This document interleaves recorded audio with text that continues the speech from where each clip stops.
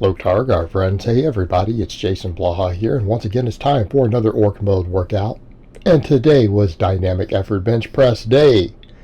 A lot to cover today, so very quickly, if you guys would just reach down and click like down below if you watch these every day, it would be greatly appreciated. Reach down there and do it. Go ahead, just hit the button. Thank you so much. And please click like on my other videos for today. So, messing with the speed bench, these felt slow the first few sets, but as I watch them, they really weren't. But I do realize I need to go more and more close grip, and I'm doing so much other wide grip pressing, and I feel like I'm so much faster with close grip on speed bench. I may go over to exclusively close grip.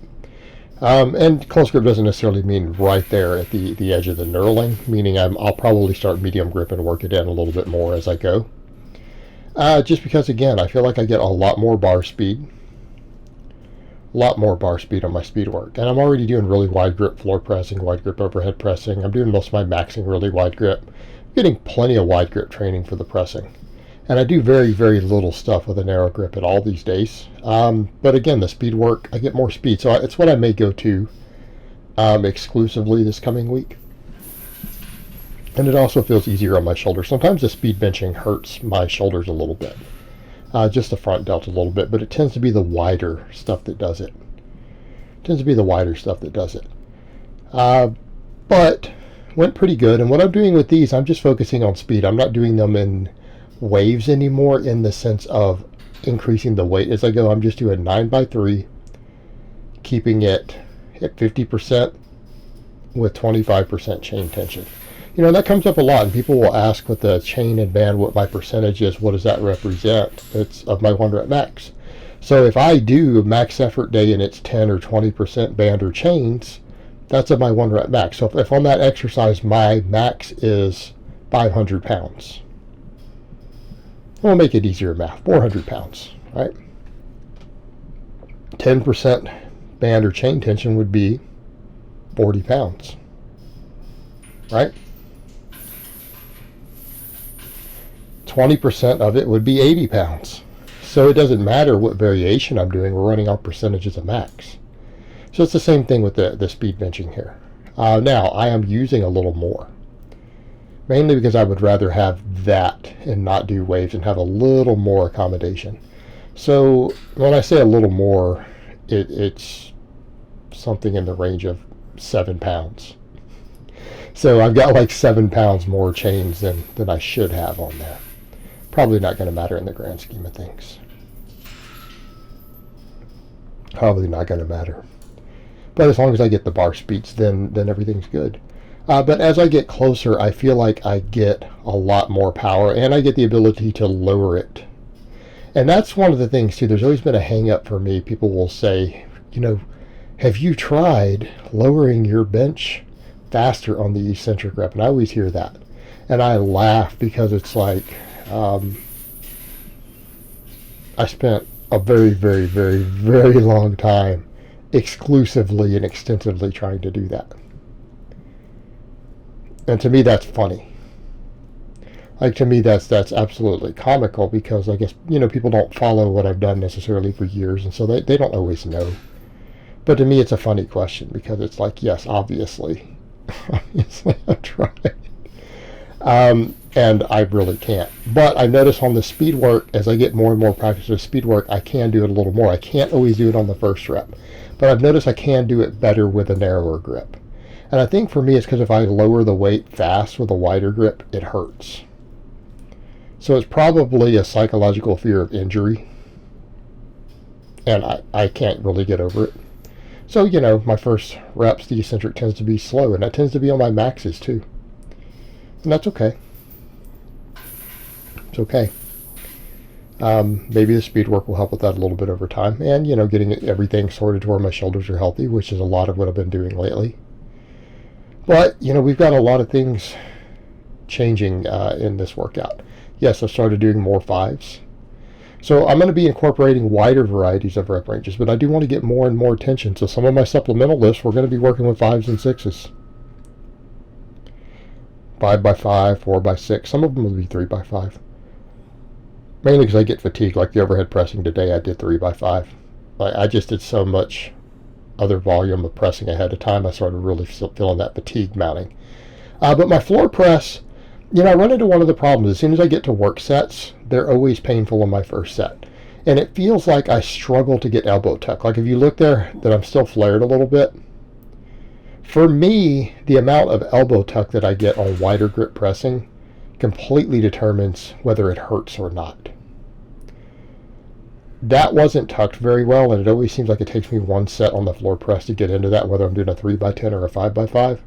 And it's definitely uncomfortable for me to have any amount of elbow flare at the bottom of any sort of chest press. Like any flaring at all at the bottom is uncomfortable for my shoulders. But if I'm tucked good, it's fine. So that one was a bit uncomfortable the first set, but then the next four felt perfectly good. I get into my groove, everything feels good, and I'm stronger when I tuck. Like the weights actually feel lighter. But sometimes I need a little bit to get into my groove, particularly when I switch over to a new movement like that. And something just I need to remember as I do more of the floor pressing, remembering to get into that groove. Because I get it on every press I do. Like even when I do incline or whatever, same thing. I have to get that tuck. And then it's perfectly fine. I don't feel any irritation or discomfort in my shoulders at all when I do that. So all good. But for those curious 265 for a 5x5 today, and I feel like I've got room to grow. I'm going to continue with this bar, like I said, for this wave, which means next week too. And we'll see if we can get this 5x5 up. And then we'll switch bars, right? We'll switch bars at the end of the wave. So keep moving forward with it. And see if we can get stronger at the 5x5 while still using this bar. And I don't know what bar I'm going to go to next week. It might be the football bar. Might be the axle bar. I don't know. We'll just rotate it every 3 weeks. The main thing is that as long as we progress hard. And I've been doing 3x10 now. I'll mess with 5x5. And see if we can just get more and more weight on the bar with good form. And again, for 3-week waves, and then just switch bars. Keep trying to get more tension, more strength, get stronger. Because these supplemental lifts are where we build a lot of our strength. We have the speed work and we have the max work, and all of that is important. And I make tons and tons of videos discussing those things. But our supplemental lifts, all of the stuff that we do for reps, whether it's 5s, 10s, 20s, whatever it is that we're doing, this stuff is what builds all of our strength potential. And the floor press is a phenomenal bench builder and a phenomenal chest builder. Right? Great chest builder. Of course, I get people who are like, oh, it's a partial. Not really. You better look how close I get to my chest. I could reach up and take a deeper breath and touch my chest to the bar at the bottom. I'm only about an inch to a half inch away. And I can touch if I want to. So, not really. Not a partial for me. And it's not arm length because I have really, really long arms. I'm just that thick. So, it's not the partial you think it is unless you're a skinny guy. And I'm not saying it's not a partial, but I've got other videos coming out about that in the near future as far as those joint angles and some good data from some serious strength coaches and actual PhDs in the field discussing that actually it might be ideal for hypertrophy. The specific range of motion on something like this might actually be ideal for hypertrophy. Maybe that's why we see it work so well on the EMG. Maybe that's one of the reasons that the floor press builds the bench so effectively in powerlifters. Maybe it's not purely the control that we think about with it, because we have a lot of reasons why we speculate or believe or say that it builds our bench. They're all valid reasons. Maybe it's just a superior hypertrophy exercise for the pecs in the joint angles that are carrying over to the bench. Yeah, could be that. Then I did the standing press. Man, going a little heavier today. It was a little tough. Got it though. The first rep always feels weird. And mainly because, again, you've got to press it from a dead stop. But 3x5 on this. And I felt like as I was doing it, it was hard at first. And I got to the third set and I'm like, I could do a 5x5. But I've done a lot of pressing volume. And I'm going to do a lot of other shoulder work later today in the same workout. I'm going to reel the volume in on this one a bit. It's not like I'm not going to get a ton of shoulder work. We'll gradually work some of this back up. And we can add more volume on max days. But this was speed bench day. We did 9 sets of speed bench. plus a 5x5 floor press. I don't know that I need 5 sets of overhead presses.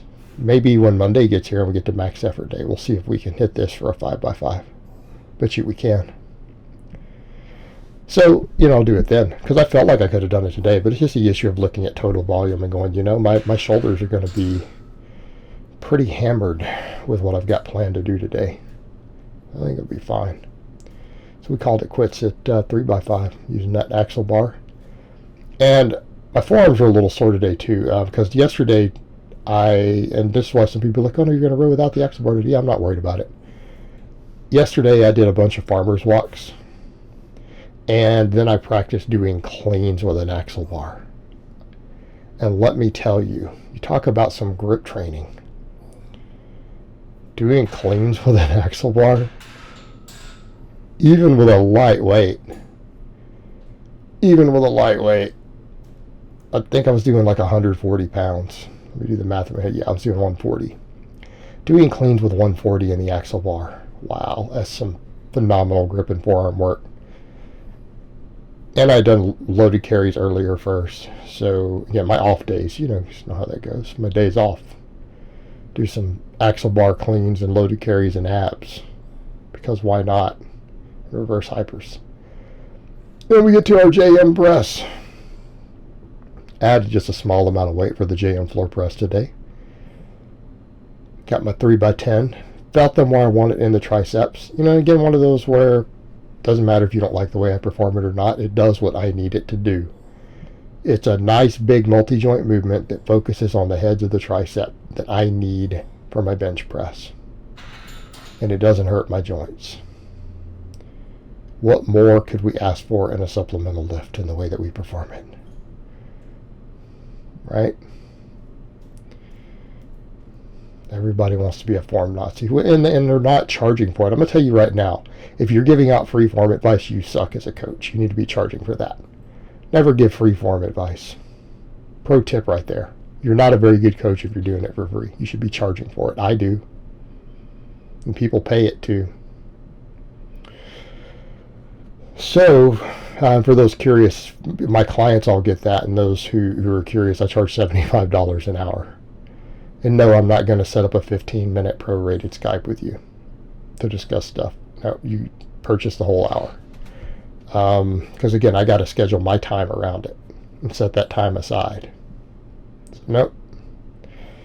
But yeah, I charge for form coaching. So you guys giving it away for free, maybe you don't even know what you're talking about. There's always a possibility. Just throwing it out there.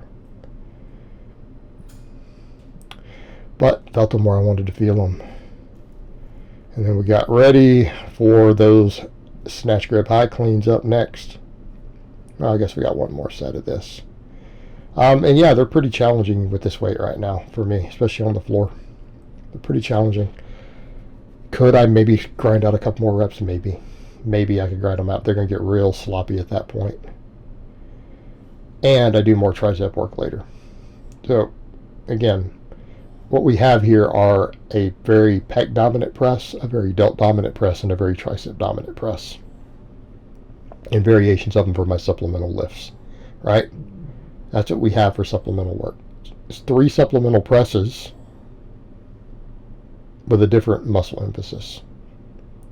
And yes, the wide grip, I will say, even though I'm weaker on it, I feel way more shoulder activation through my whole shoulder girdle, side delts, everything.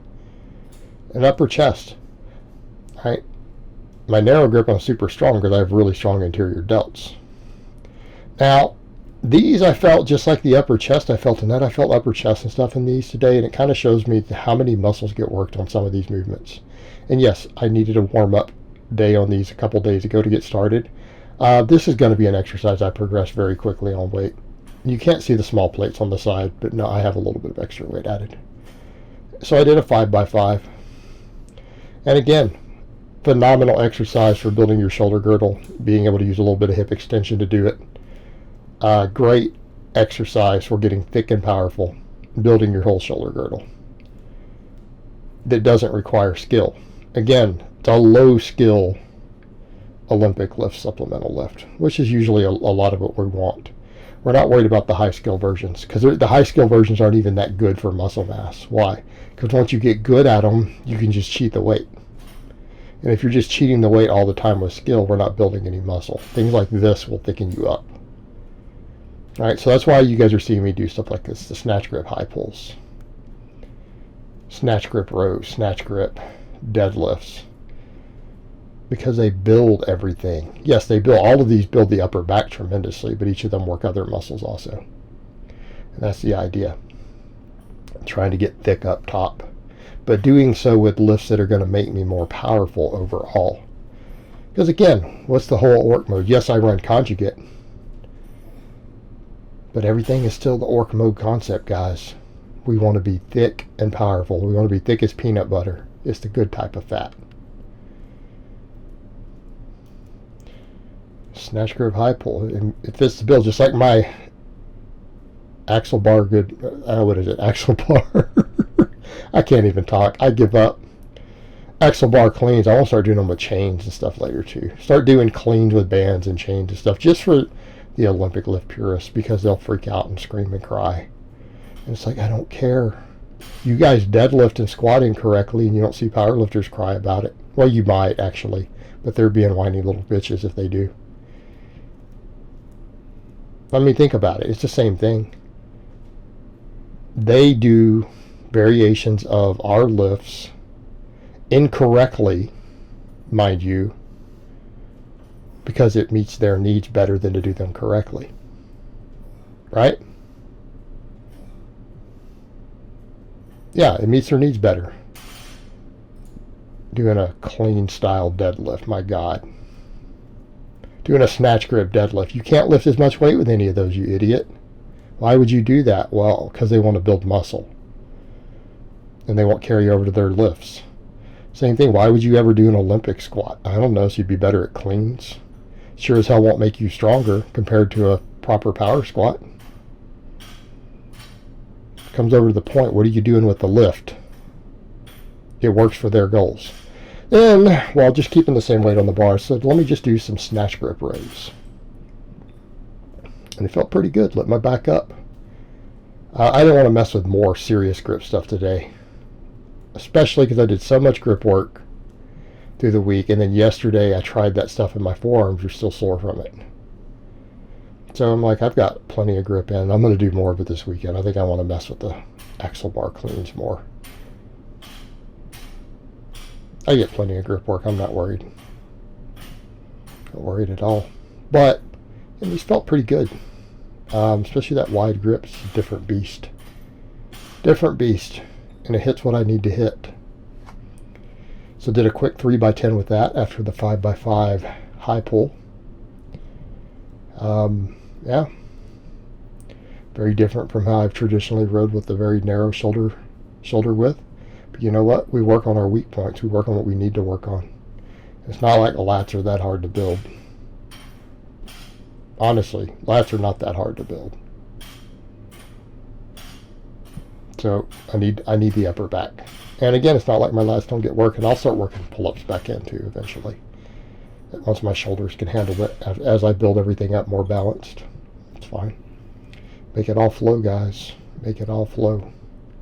And then I did 5 sets of 20 with these. Now, because I'm limited on dumbbells, I kind of choose my rest times based upon this, so that I can get the 5x20 and be really fatigued. Because obviously if I were to take 5 minutes between sets, I can come do 25 every time.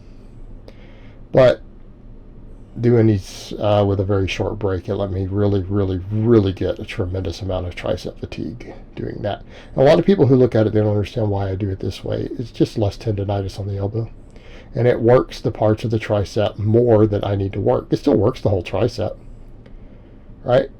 You have all the functions of the tricep are involved. It's just the actual where most of the tension is put through the range of motion. Works that medial head a lot, which I need.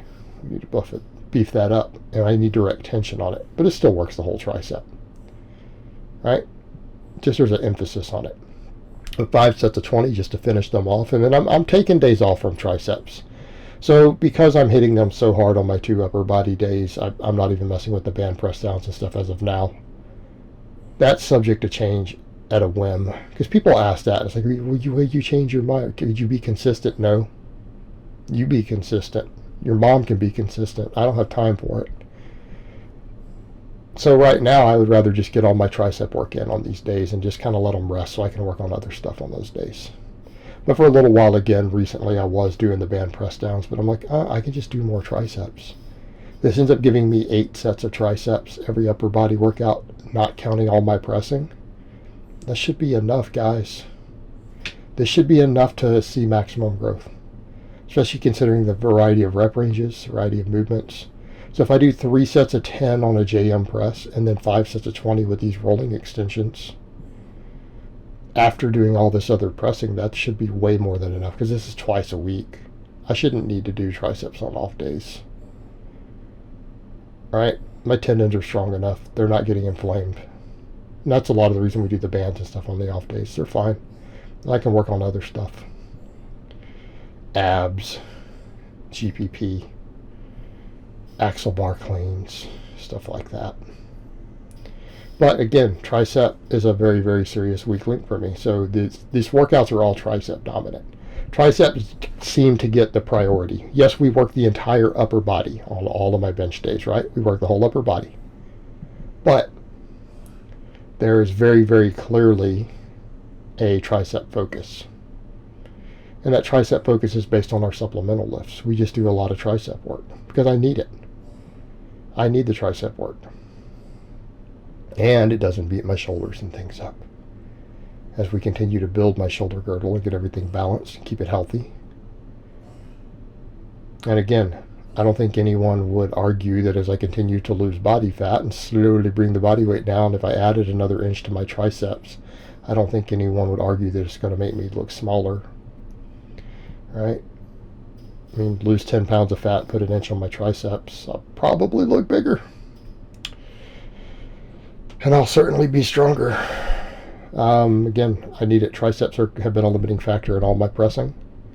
We know that. We accept that. And it takes time to fix. You know, people will always say, well, Jason, you've been saying that a long time. Yeah, I'm an advanced lifter. It takes a long time to fix weak points. It can take years to correct weak points as an advanced lifter. It could take you 3 years. Welcome to reality, guys. Fix this stuff early on and you won't be in this situation. But it was a good workout. I'm happy with it. So I hope it has been informative, and I will talk to you guys next time.